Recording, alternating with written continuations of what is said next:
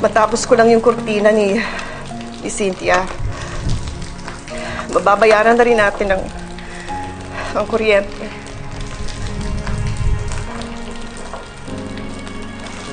Makakabili na rin tayo ng ulam. Nay?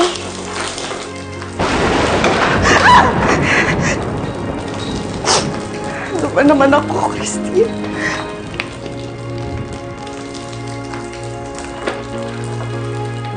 Okay lang po yan, Nay. Di pa naman po ako gutom. Sorry, anak. Sabi ko, aalagaan kita eh. Pero kulang ang powers ni Super Nanay.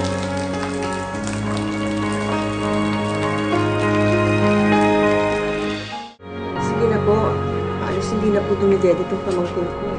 Eh, hindi ako kikita kung puro awa lang. Kailan ka ba makakapagbayad? Eh, hindi ba naputulan kayo ng kuryente? Tapos sabi mo pa nga, may utang pa kayo sa punerarya.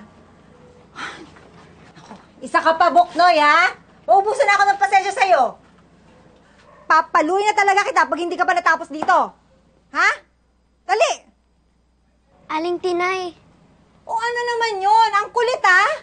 tuturuan ko po ng math si Buknoy. Talaga? Kung pautangin niyo po kami ng gatas ni Leslie. Magaling ka pa talaga sa math. O baka nagmamagaling ka lang. Top 1 po siya sa grade 3, Nay.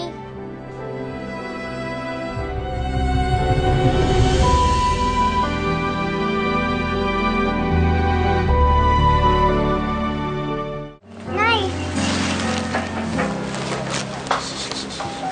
Bye po, Aling Lourdes! Bye-bye!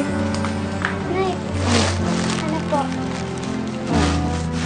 Nay, may gatas na po si Leslie, galing kay Aling Tinay. At saka po, ito po yung bayad sa lesson kanina. Salamat, anak, ha. Pasensya ka na.